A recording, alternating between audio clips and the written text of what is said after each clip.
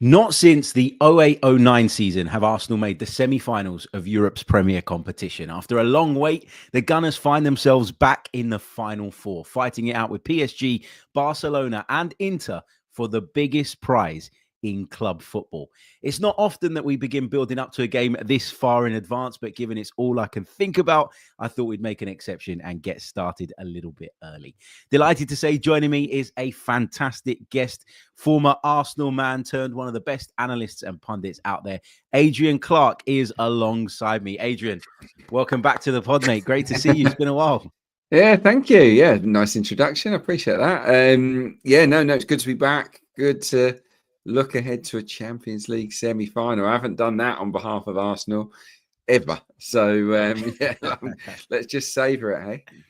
Yeah, for sure. We were just saying, weren't we, off air, that nerves are kicking in and stuff, but you've got to enjoy these occasions and these moments for what they are. They don't come around that often.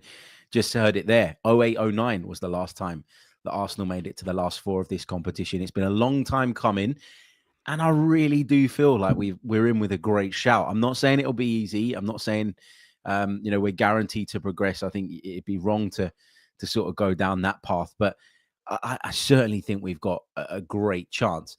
We'll kind of get the sort of negatives, if you like, out of the way nice and early, because it was fair to say that some of the boys on Wednesday, who are normally so reliable, seemed a little bit distracted by what's to come. You've played the game, Clarkey. It's natural, isn't it, to have one eye on a big occasion that's on the horizon?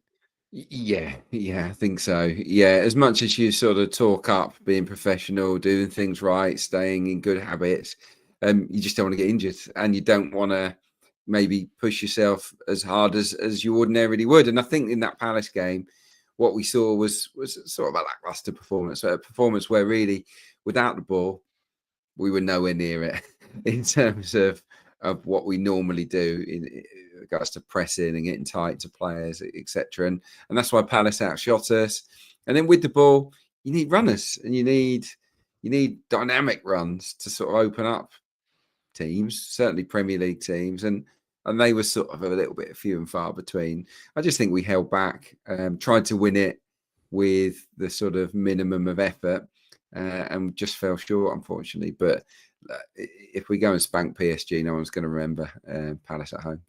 Yeah, exactly that. If we get the result that we want on Tuesday night, nobody's going to be that fast, are they? But I always think as well, like, I think this is a kind of interesting conversation, because often we talk about, that it's only natural that you have one eye on what's on the horizon. And in particular, on an occasion like this, the Premier League title's been done, for a while. It's not like, we're dealing with a kind of shock there. It's something that we've known was in the pipeline. It was always likely Liverpool going to win it from some time ago. And I don't even think that the players went out there with the intention of doing that, if that makes sense. I think sometimes it's something that can live in your subconscious, isn't it? And no matter how hard you try and combat against it, and no matter how hard you try and hammer home the message of every game matters and we've got to build up this momentum, it's just not always possible to extract 100% from a group that have a big distraction. Yeah, look, you can say every game matters as much as you like. But the truth is, some matches matter more than others, and PSG does matter more than the Eagles at home. Simple as that, and the players knew it. And yeah, it would have been subconscious. So I wouldn't read very much into that performance at all, really. I mean, one or two pluses. I thought Jakub Kiwior did well again. He's sort of growing into the role. Another goal for Trossard, which I would imagine gets him a starting berth in this game. So it wasn't all bad, but it was just a weird night all round. I don't think either team really wanted to be there, did they? Which will be very different on Tuesday night. We're all, everyone will be delighted to be there, and you're going to see a match. I would imagine one of the highest levels of football that you can get. Really, I think the Champions League, for me, the latter stage of the Champions League is as high a standard of football as you will see. It's better than the World Cup. It's the best teams, the best players, the most cohesive units going head to head. The pace of it is going to be incredible. Even if we don't see a load of goals, and I don't think we will in the first leg, that it's going to be top level football. Yeah, I'm like you. I think a lot of people are sitting there predicting this kind of goal fest because of what they've seen of PSG and their kind of swashbuckling nature and the way they kind of let their attacking players go and be free to a certain point and go and express themselves. And obviously, we seem to quite like playing against sides that will open up against us. And I think there's a feeling that there could be goals, but I, like you, think it might actually end up being a little bit more cagey just because of the level of the occasion. On the first leg, obviously we're without Thomas Partey. He picked up a suspension. And I remember recording a podcast very shortly after the full-time whistle in Madrid and saying, look, don't get on his back about it. He snapped in the moment. Emotions were running high.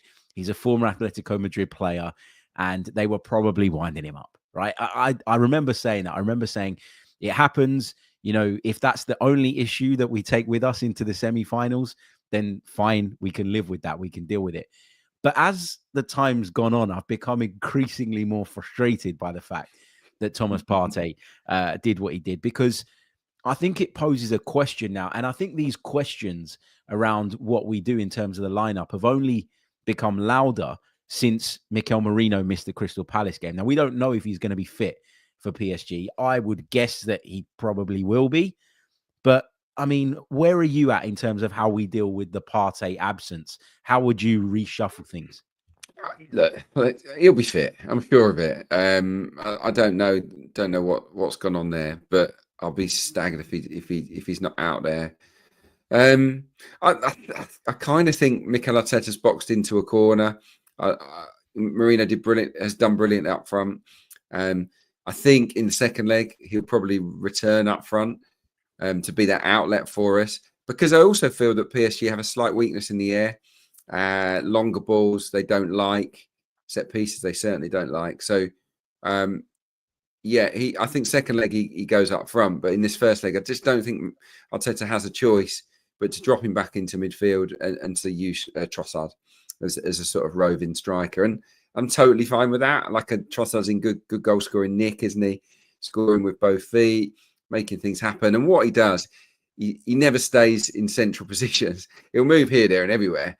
And what that will do is just pave a lovely little corridor for Merino to step into, to kind of be a second centre forward. We saw it against Ipswich. He got into the box plenty of times, got in the box to set up Martinelli, didn't he? That's what I think will happen in the game. And obviously the sacrifice there, if you can call it that, is Declan Rice dropping into the Partey role, which we know he can do with his eyes shut. So it's not an issue, but you will lose that gallivanting sort of style of Rice going forward. Yeah, that's the thing, isn't it? It's not that Declan Rice can't play the 6 role. We absolutely agree that he can. It's that he plays it differently to Thomas Partey.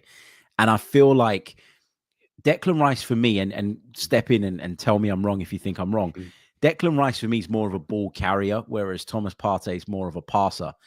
And I do think that no matter how good a sort of carrier of the ball you are, you'll always move the ball through the lines quicker if you pass it, because the ball's going to travel quicker than you are, right? So for that reason, I do think it takes away a little bit of our edge, and it takes away our ability to hit the right and left wingers as early as we could if Partey was in the side. So it's not to say that Rice is a downgrade at 6. I don't believe that for a second. I think he's got other strengths. And I think, defensively, for example, I think he's head and shoulders above anybody in that role. But I do think it takes something away from our game a little bit. And therefore, there's a tweak required. There's an adjustment required to the way that we play. So not only are we going to be progressing the ball forward in a slightly different way, we're also not going to have Merino, as you mentioned, up top to go over the top too.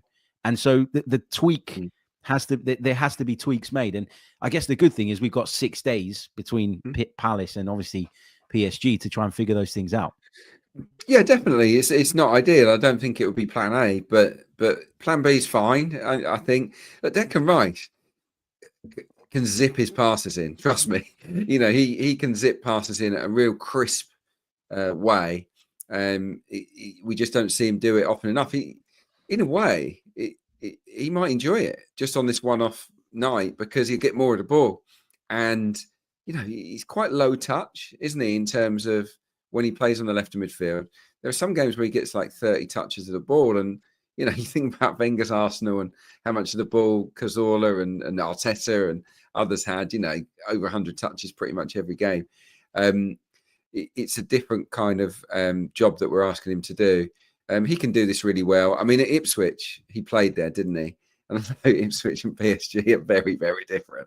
I'm not trying to compare them. They both wear blue, I suppose. Yeah, exactly. But by half time, he'd made 10 ball recoveries. You know, he was a machine. He just mopped up everything. And PSG have a great midfield. I don't think we should underestimate that area. And actually, you know, dropping Merino in, the sort of so-called dual monster, it might not be the worst thing in the world. You know, he's athletic. He's not quick, but he gets around the pitch, Merino. And, you know, Vitinha and João Neves and Fabian Ruiz, that's a very, very good unit.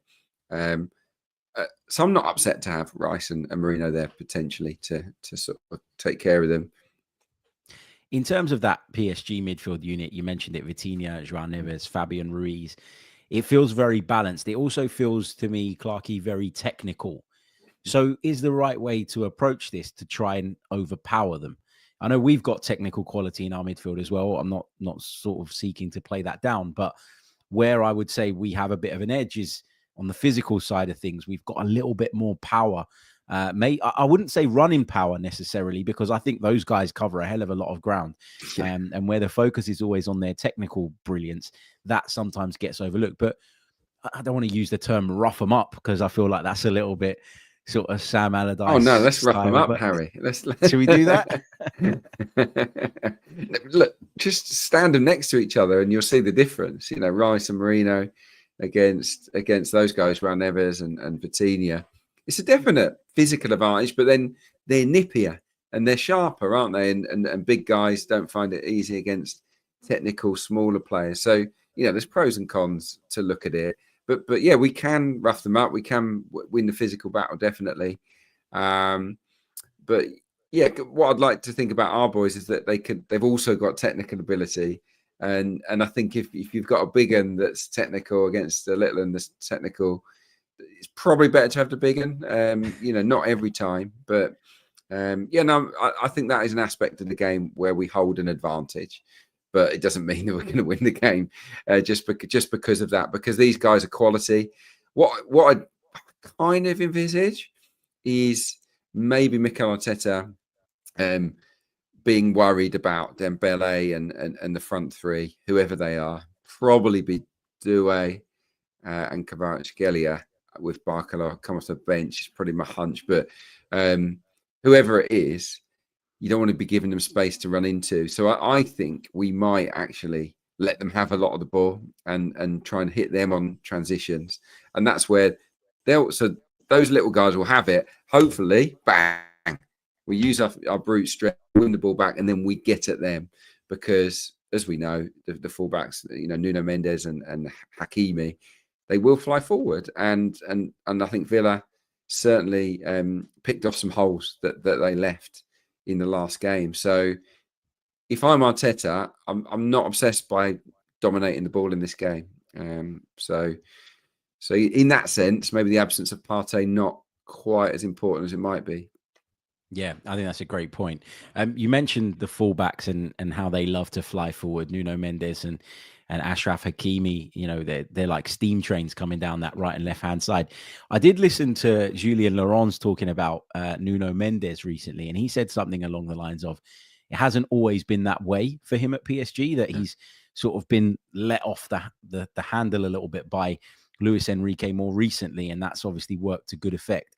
And it feels like in terms of the battle of the fullbacks, we've got the kind of polar opposites. We've got Jurien Timber, who's this unbelievable 1v1 defensive right back. I know he does venture forward, but I would say that his strength is in the defensive third of the pitch. And then you've got a right back on their side who I would argue has a weakness in the defensive third of the pitch, but can do a lot of damage down the other end. So the balance in those fullback positions, I think, is going to be really key in how this game pans out. Do you agree? Yeah, look, the fullbacks on both teams are going to be big players, aren't they, in the match, because they're up against amazing wingers. You know, we've got Saka, Martinelli. They've got two absolute flyers, and the worry is Dembele as that floating sort of number 9. He always pulls wide right, doesn't he? He comes out there. So Lewis-Skelly is going to have to do 2 jobs. I don't think that Lewis-Skelly will suddenly stop going in central midfield. I think he'll be brave like he was against Real Madrid. But there will be times where we lose it, and then it's Kivior up against maybe Dembele and another wide player, and maybe Hakimi as well. So I'm nervous about that. I was speaking to Tom Williams, well-regarded French football journalist as well, and he was saying he senses that Enrique might be a bit more pragmatic here and look at it and think, well, actually, we'll keep Mendes back a bit because he's more of the defender of the two, and we'll let Hakimi pile on, but maybe not Mendes as often, because obviously they respect Saka and the threat that he poses going the other way. So, yeah, honestly, this from a tactical point of view, this is kind of as good as it gets. There's so many interesting duels and matchups between a couple of the game's smartest managers as well. So, yeah, it's going to be brilliant to watch. But there'll be some hairy moments, guarantee. Yeah, for sure. For sure. It's going to be a fascinating encounter. We've got plenty more to unpack as well. Just before we continue, though, if you are watching us on YouTube and you haven't done so already, please leave a like on the video and subscribe to the channel if you haven't done so already. We're on the road to 40,000 YouTube subscribers, and we'd love to get there sooner rather than later. So we crossed the 39K mark recently. So keep supporting, keep helping us. It really does help. And if you're an audio listener, so that's Apple or Spotify, then guys, please leave us a review because they really, really do help as well. We will take some of your comments and some of your questions from the live chat a little bit later on. We're going to take a really, really brief pause, and we're going to continue our conversation with Adrian Clarke ahead of Arsenal versus PSG on Tuesday. Welcome back to the pod. Just before we broke there, Adrian, we had a little bit of a chat about Arsenal's left side, Kivior, Lewis-Skelly, what PSG might do down their right-hand side to try and potentially expose that. I don't want to sound like I'm having a go at either of those two players, because that's not what I'm trying to do here. But it is a unit, a part of our team that I'm a little bit worried about for a number of reasons. I think Kivior's been magnificent in recent weeks, but I don't think I'd seen enough prior to this kind of run to suggest that he was going to hit this level. And so there's always going to be a thing in the back of my head that says, okay, it's great, but how long can he sustain that for? So that is a position that worries me a little bit. And with Miles Lewis-Skelly, it's nothing to do with his talent or his bravery or anything. And he's shown that he can stay composed on the biggest occasions, in the biggest moments. But as a duo, I do worry about those two guys a little bit. Did what happened against Real Madrid kill that worry and concern for you? Or is it something that we have to be wary of and therefore take steps, maybe via the way we shape our midfield, etc., to try and protect against? Yeah, no, it didn't kill the worry, because, yeah, like I don't think we've all got full trust in Kivior just yet, even though I think he's done really well, and the balance between him and Saliba is good. Yeah, like at the very top tier of football, there's still a sense that there's a mistake in him, that he might be a bit overeager and get caught out of position. And with Lewis-Skelly as well, it's the fouls, isn't it? Sometimes, he's decision making, because he's not been a fullback his whole life. Sometimes he will make the odd bad decision in terms of the position or making a tackle when it's not on to do so. And players like PSG are good enough to find you out. He handled it well against Real Madrid, brilliantly actually, because he's so courageous. I mean, with the ball in both those games, I just thought he was magnificent, really. But it is when we don't have the ball that yeah, of course, we'll all have concerns. I mean, if Gabriel was in there, it would be less of an issue. I mean, if Calafiori was fit, I mean, I'll throw it back to you. Would you rather have Calafiori there or Lewis-Skelly? Because I've got to be honest, I would still go down the Miles Lewis-Skelly route because of what else he offers. I agree with you. I agree with you. And I wouldn't have said that maybe a few months ago, but yeah, the way kind of Miles Lewis-Skelly's grown into the role, taking it on, shown repeatedly that he can do it in the biggest moments, in the biggest games, I think he deserves to continue in the team. And if I'm being completely honest, Clarkey, I I don't look at Calafiori as a fullback and feel particularly comfortable defensively, which is crazy because normally when you think you put in a centre back at fullback, you're normally thinking, okay, maybe there are other limitations, but the one thing you're going to get is a good, solid defensive display and a real good success rate in those kind of 1v1 duels. But Calafiori, yes, he has the bravery that Lewis-Skelly does in terms of his positioning, but I think sometimes he can get carried away. You know, I remember the PSG game at home, and I know it was a very different game at a very different time. But I remember doing the commentary for the game and then going into the press conference shortly afterwards and asking Mikel Arteta, was Calafiori instructed to keep popping up in the number 10 position? Because that's where he seemed to be playing for half the night. And he said no. He said he just he said no. You know, we trusted him, we give him the kind of freedom, and that's what he does, and that's what he feels. And that's all well and good against certain opposition, but at the highest level, I prefer a little bit more discipline. And I don't think I would get that out of Calafiori. So in answer to your question, I think I'd stick with Miles Lewis-Skelly. Calafiori, I've described him before on here as a kind of wild horse.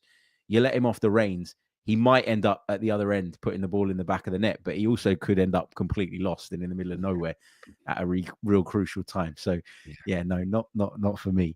In terms of PSG's forwards, we've touched on them: Dembele, Doué, Kvaratskhelia, Barcola if he plays.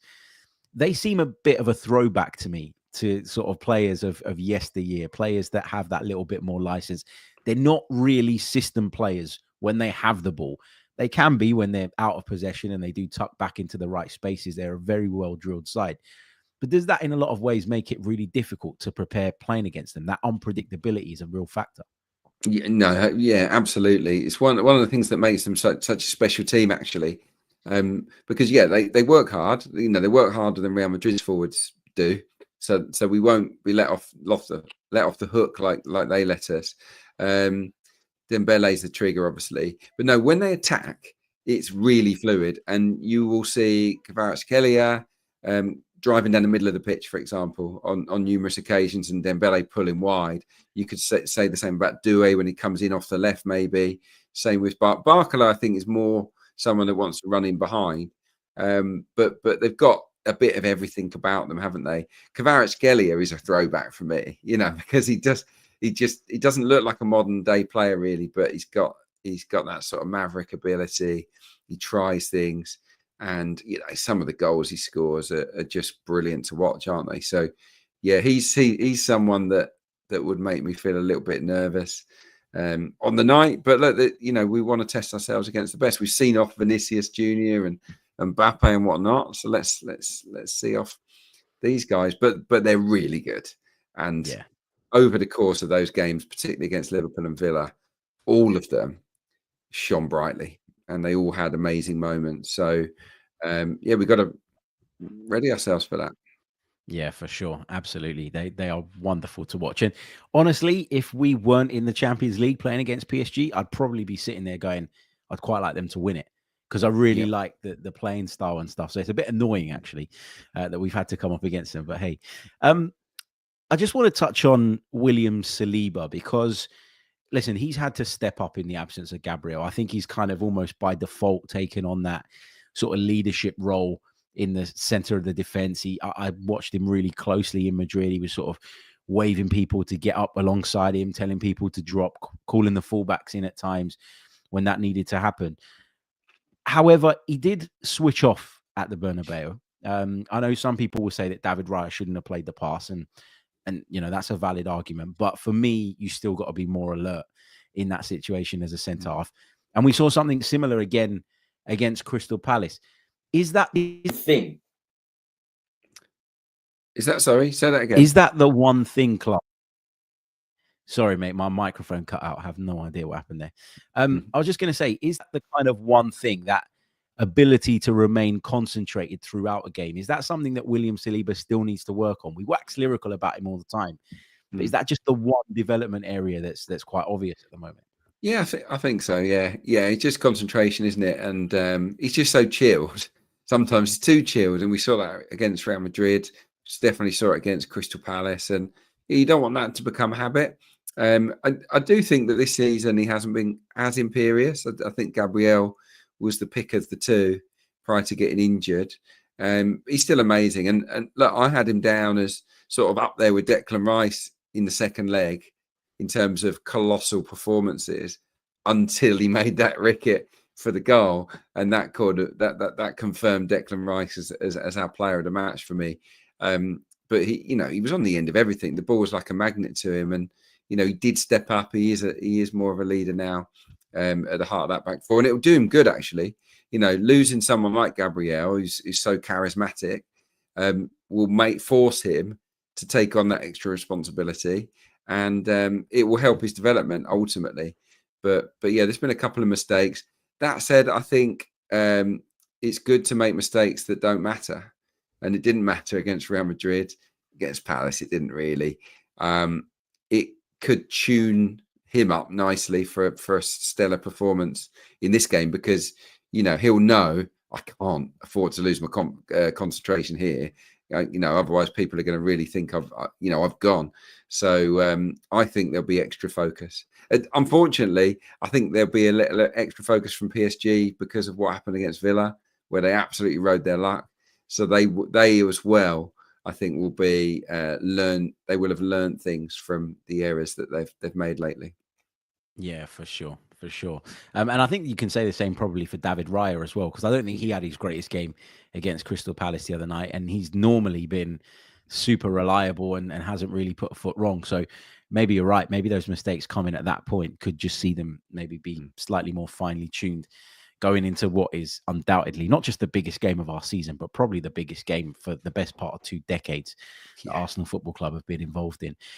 Guys, we are going to take some of your questions in the very last section of the show. So if you've got some, chuck them in the chat from now so that I can start picking them out. If you put a Q at the beginning of the question, it just helps me pick them out from the rest of the comments. It just makes it that little bit easier when you're trying to talk and read them at the same time. So if you could do that, I'd be really, really grateful. Don't forget to like and subscribe and all of that amazing stuff.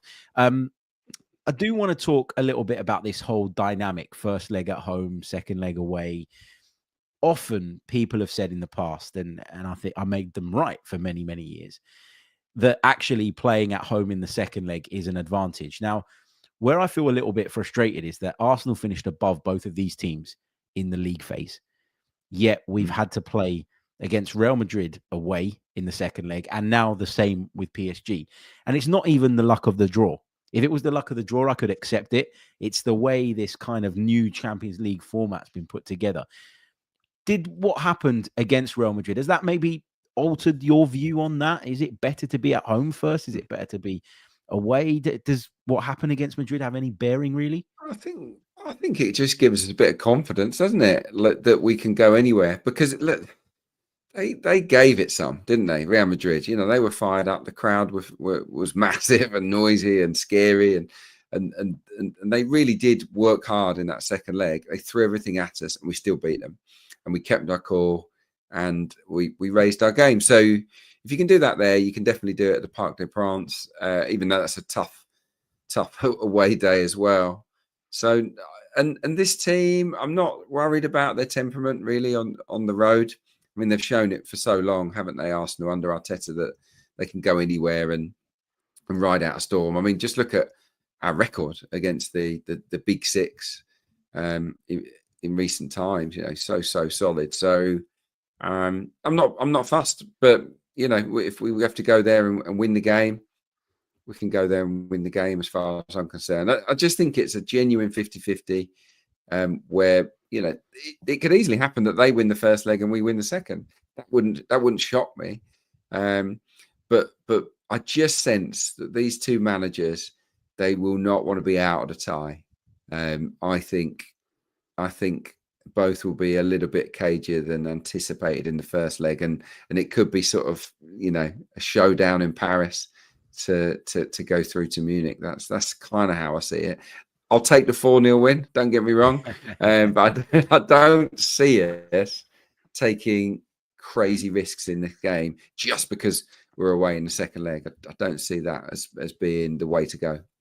Yeah, I agree with that. And I think when you've just gone and won at the Bernabeu, there will be a sense of belief and a confidence that doesn't lead to you essentially chasing a game and chasing it into a trap, basically, in the first leg. You've got that belief that you can go and win anywhere.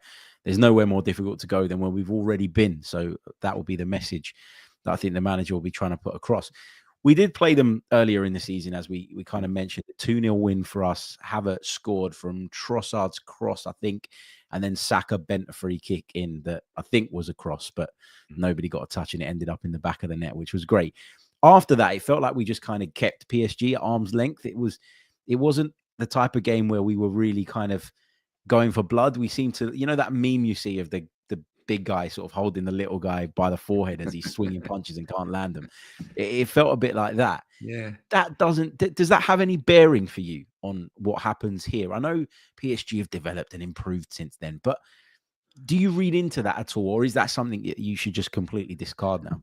I think probably discard it. Yeah, but Dembele didn't play, did he? I think he fell out with the gaffer at that point. He was, I don't know if it was some kind of discipline issue. He left him at home.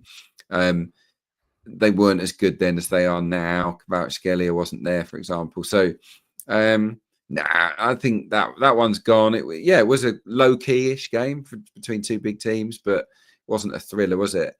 But I do think that day we let PSG have a lot of the ball, and I'll go back to that. I think we might let them have a fair bit of it in this game as well, and look to hurt them on those transitions, especially with the fullbacks piling on. So. It will help us. We've kept a clean sheet against them previously. That's decent, but ultimately this is different. Semi-final, completely new scenario, isn't it? It's more about how you handle the occasion and the pressure now, and how you seize the moment. And both these teams do not have a great history in the Champions League. So, but one of us is going to make the final. And might be the favourite in that final. So, seize the day. Who's going to do that most? I'm getting more and more nervous the more we talk about this. Honestly, it's horrible. We're going to take a really, really short pause, and for the last 10 minutes, we're going to take some of your questions from the live chat. There have been plenty coming in, so we'll work our way through some of those. Okay, so I've been working my way through the chat box while we've been speaking there and just favoriting a few of the questions that have been coming through. If you've got more, chuck them in and we'll get through as many as we can in what remains of the show. Just a quick reminder to leave a like on the video if you're watching us on YouTube. If you're listening on audio, leave us a review. All of that stuff really, really does help. Jid's question is, and I know we're getting a little bit ahead of ourselves, so we've got to approach this question with some caution. But his question is, if Arsenal were to make it through the final, I'm glad it's not when Arsenal make it through to the final. I like that. Who would Adrian rather we face, Barcelona or Inter? It's a good question, isn't it? Because obviously, I think Barcelona to avenge, 2006. I think that I'm torn because we battered Inter Milan in the San Siro. We absolutely outplayed them, but lost the game. And they were so stubborn, weren't they, in terms of their defensive resistance? And that would make me feel a little bit nervous coming up against such a resilient team.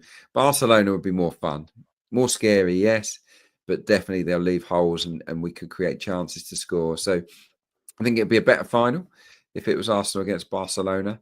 And it's just quite a nice narrative, isn't it? That, that we can avenge that famous defeat, which was unlucky, wasn't it, at the time? Also, since then, they've stolen a lot of our best players. It would be nice to turn them over in the biggest game of all. Yeah, I'm in agreement. I watch a lot more of Inter than I do Barcelona.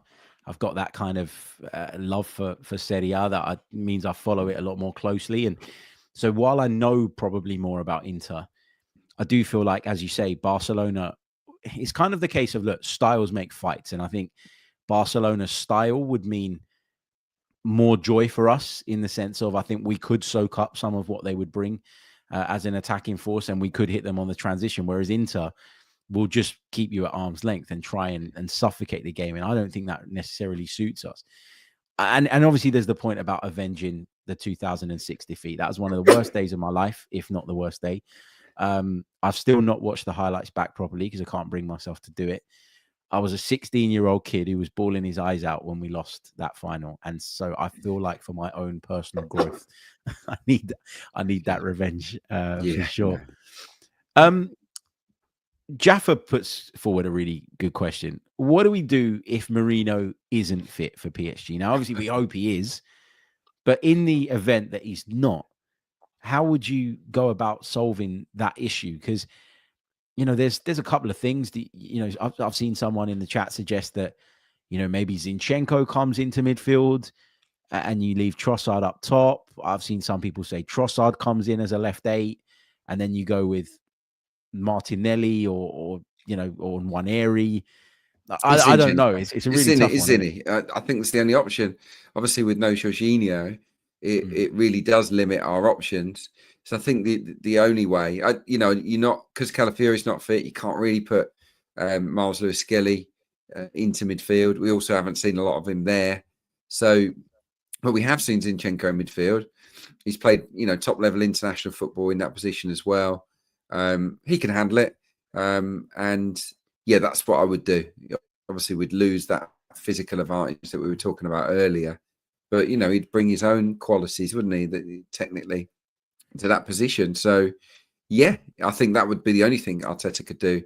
Zini left 8, Rice still at the base with Trossard up front. But as I said, I would be very surprised if Merino isn't out there. Yeah, me too.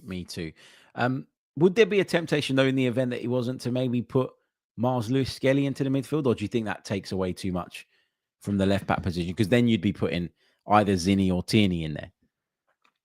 Yeah, I think it would have to be Tierney. I don't think I would want Zinchenko having to handle, who would it be? Probably Kvaratskhelia, could be Barker. It could be any of the three, couldn't it? But certainly with Dembele, with his speed coming down that side as well, I would go Tierney over Zini if we were going to make the change at left back. But I just don't think Miles Lewis-Skelly's played as a central midfielder often enough for us. We had a glimpse, didn't we, at Portman Road?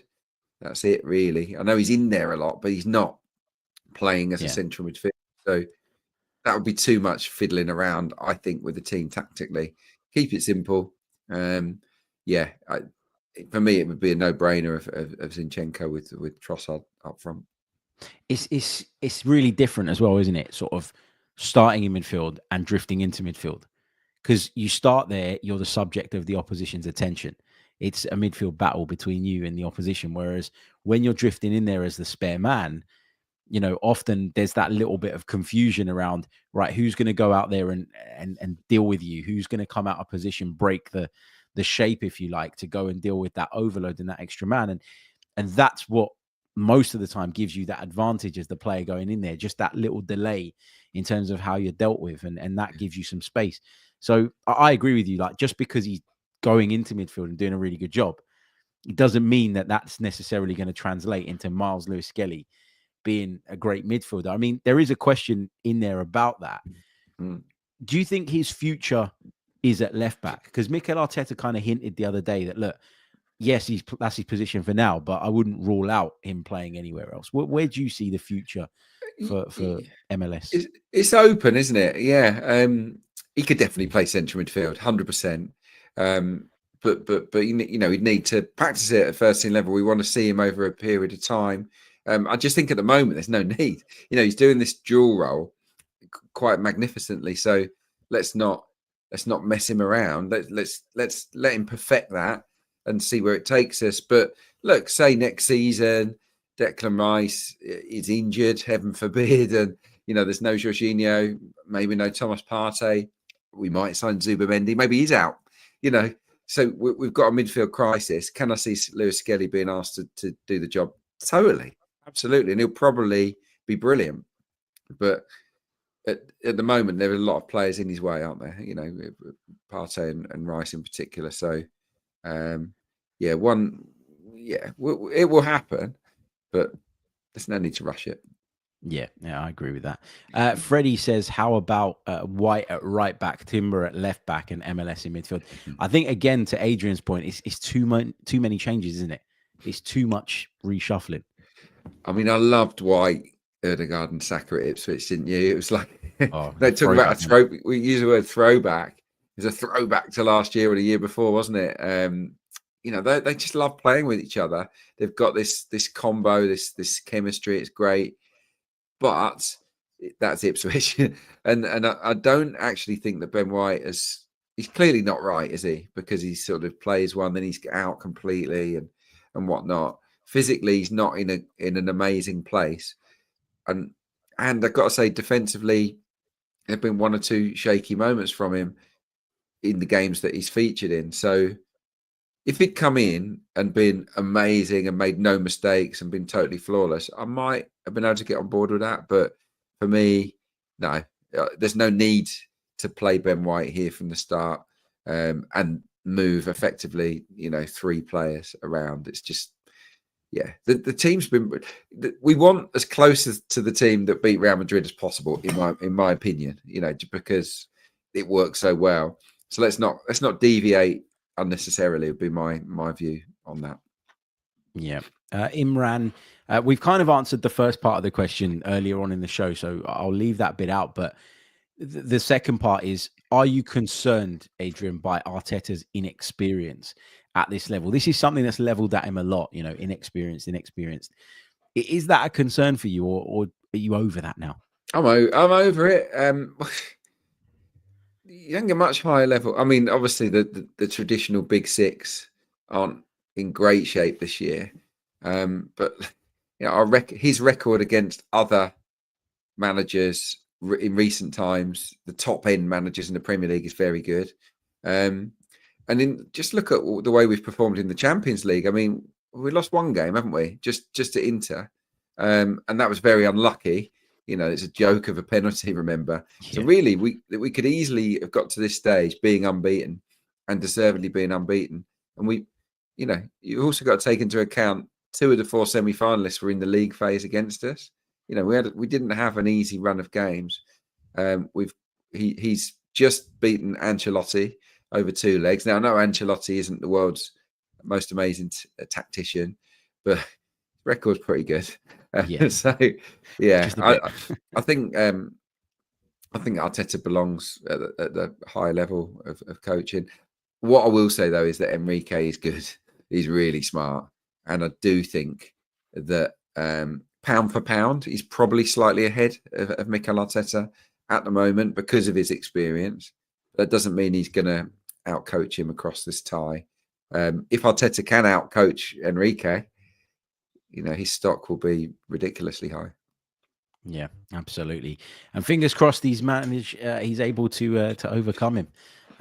Obviously, they both got those Barcelona connections somewhere along the line. It won't be easy. I mean, he's good, isn't he? And what you've got to love what he's done with the PSG team. It's so much more workmanlike.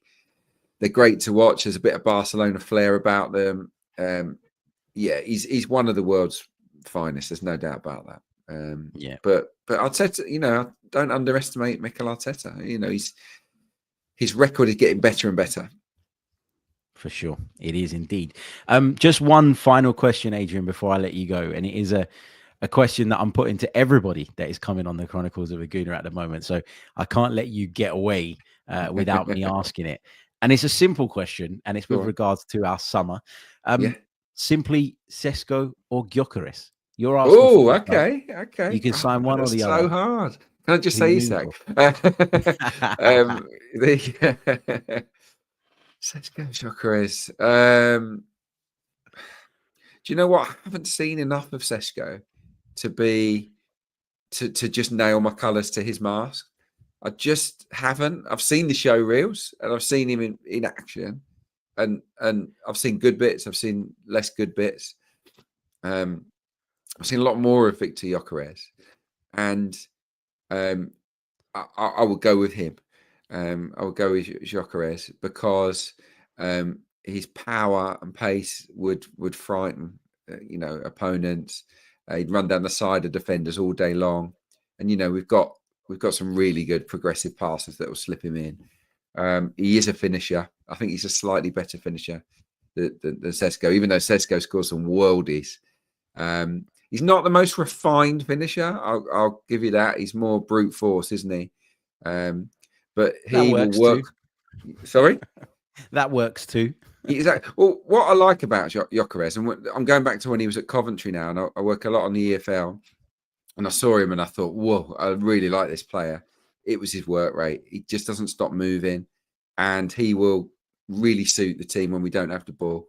And then he comes alive on transitions, makes good runs, and bang, we've certainly got the players to release him in behind. So, yeah, I think of the two, I would go with Gyökeres. Sesko is a wild card. He could be amazing, and he's got, because he's younger, he might have a higher ceiling. But I think there's a bit more work that maybe needs to be done with him. I still prefer Isak, but I don't think we'll get him. Yeah, Isak is the dream, I think. He's the one that we all look at and think, well, if only we could get him in. But with that looking increasingly more unlikely. Can I ask, I shouldn't confess this. I don't see every show of yours. What's been the general consensus, or is it split down the middle on those two? I think it is quite split. I mean, my own personal opinion is that if you go back to last summer when we were talking about the two, there was this feeling that you'd never get Gyökeres out of Sporting unless you paid the release clause, which was at the time apparently 100 million euros. And there was a part of me that went, 100 million euros, no way, leave it there.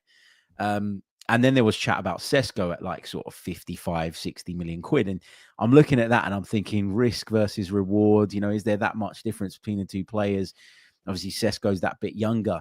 And I'll be honest, in the past, I was kind of leaning towards Sesko. But since we've had those reports to the effect of, well, actually, Gyökeres, you could nab him for 60, 65 million. All of a sudden, it's become very simple in my mind. And Gyökeres is the one that I would go after because we'd no longer, in my opinion, I know my opinion doesn't really matter, but in my opinion, we wouldn't be paying over the top anymore.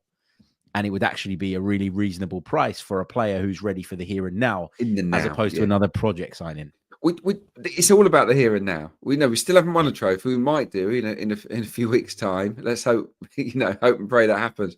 But it's all about the here and now. It's not about what's in 2 or 3 years. This group needs to win something, and Gyökeres is ready now to make an impact. There's no doubt about that. And just cast your mind back to that night where we absolutely schooled Sporting.